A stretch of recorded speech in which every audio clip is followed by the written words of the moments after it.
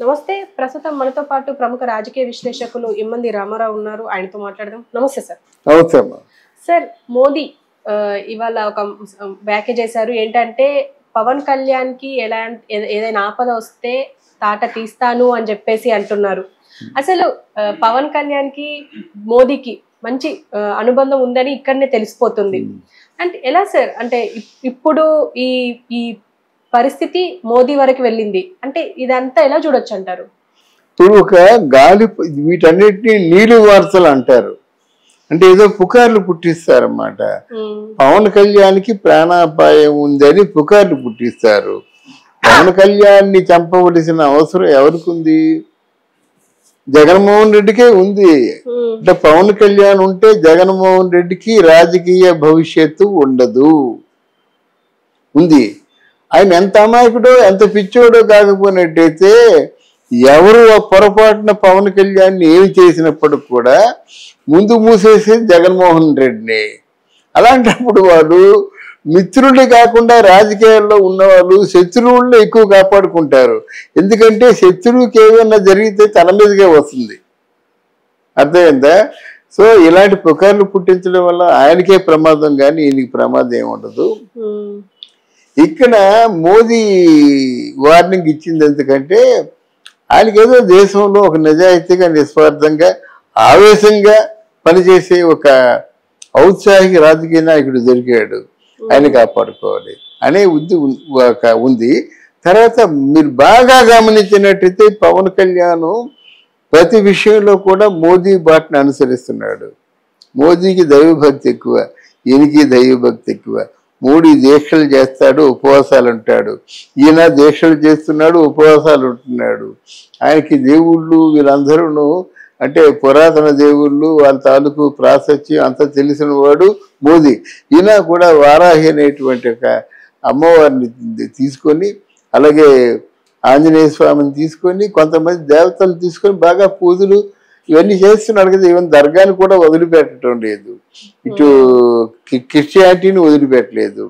అంటే ఆయనకి రాజకీయంగా ఒక రాజకీయ లబ్ధి కోసం చేస్తున్నాడా అన్నది వేరే విషయం. ఎందుకంటే ఇప్పుడు అందరినీ కూడా దగ్గరికి చేర్చుకునే ఏర్పాటు చేస్తున్నాడు.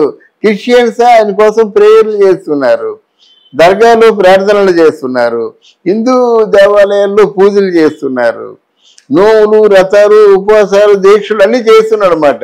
సో ఇద్దరు లైక్ మైండెడ్ అయ్యారు అన్నమాట. ఇప్పుడు you tell me your friend I will tell about you అంటాం కదా. అలాగా పవన్ కళ్యాణ్ అంత దగ్గర అవడానికి ప్రధానమైన కారణాలు ఇవి. కనుక అది ఎందుకు ఇష్టపడతామో చెప్పలేము.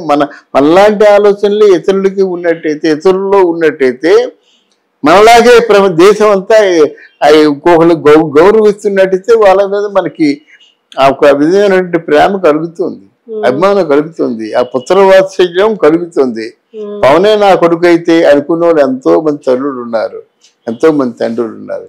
కనుక ఇక్కడ ఈ రాజకీయ దురుద్దేశంతో చేసేటువంటి పుకార్లు అవి ఎంతో కాలం ఉండవు, ఎంతో కాలం ఉండవు. ఒకవేళ ఆ పుకారు నిజమైనట్టయితే మొత్తం అందరినీ కాల్చి పారేస్తారు. ఎవరు మాకి ఎక్కడి నుంచి వచ్చారో కూడా చెప్పకుండా కాల్చి పారేస్తారు. పవన్ కళ్యాణ్కి అంత నెట్వర్క్ ఉంది. ఇప్పుడు మోదీ జెడ్+ సెక్యూరిటీ ఇచ్చారు అని చెప్పేసి కూడా తెలుస్తుంది. ఇద్దరిని చూడొచ్చు అంటే సార్, సెక్యూరిటీ ఆల్రెడీ ఇచ్చేసారు కదా. ఎవడేంటి సెక్యూరిటీ ఇస్తారు చెప్తున్నాడు కదా. అంతకీ వాళ్ళు ఇంటెలిజెన్స్ నిఘా ఉంటుంది కదా. అంతకీ ప్రమాదావస్థలో పవన్ పడినట్టయితే వాళ్ళు సహజంగా అవతల వాళ్ళు ఎవరు ఉండరు. గుంపులుగా పెట్టెల్ని కాల్చినట్టు కాల్చేసి నేల పడేస్తారన్నమాట. ఇది పవన్ కళ్యాణ్ గురించి తెలుసుకోవాల్సిన విషయం. ఎవరైతే ఈ పుకారు పుట్టిస్తున్నారో ఇది ప్రధానంగా. అంటే మోదీ ఇప్పుడు మోదీకి అత్యంత అంటే లాయల్ గా ఉండే వ్యక్తి రాజకీయ నాయకుడు దొరికారు అని చెప్పేసి అంటున్నారు. అంటే పవన్ కళ్యాణ్ లాగా ఇంకా ఎవరు లేరు అంటారా? ఇంకెవరు రారు అంటారా రాజకీయాల్లోకి? చూద్దామమ్మా. మనం ప్రాక్టికల్ గా 14 సంవత్సరాలు చూసాం ఇక్కడ. మనం నిన్న మొన్న చూడలేదు. పవన్ కళ్యాణ్ 14 సంవత్సరాలుగా మనం గమనిస్తున్నాం. అన్నిట్లో హైలైట్ గా నిలిచాడు. ఆస్తులు అమ్మేసుకున్నాడు, డిపాజిట్లు అమ్మేసుకున్నాడు, మళ్ళీ కొనుక్కున్నాడు. పార్టీ బిల్డింగ్ కోసం వాళ్ళు ఉన్నట్టు ఆస్తి పాస్తి అంతా అయిపోయింది.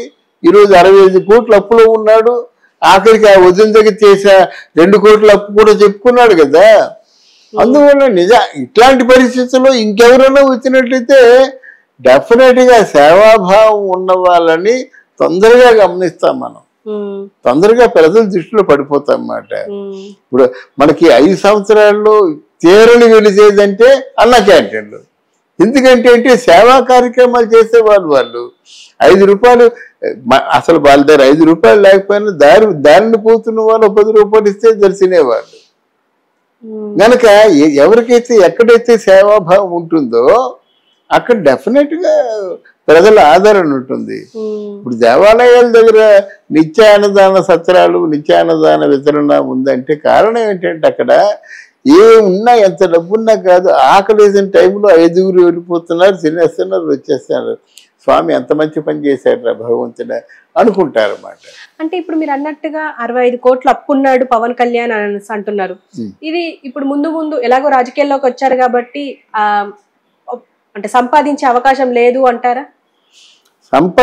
రాజకీయాల్లో సంపాదించడం అంటే గురజాడ చెప్పినట్టు సొంత లాభం కొంత మానుకొని సొంత లాభం కొంత మానుకో పురుగు వాడికి సాయపడబోయి.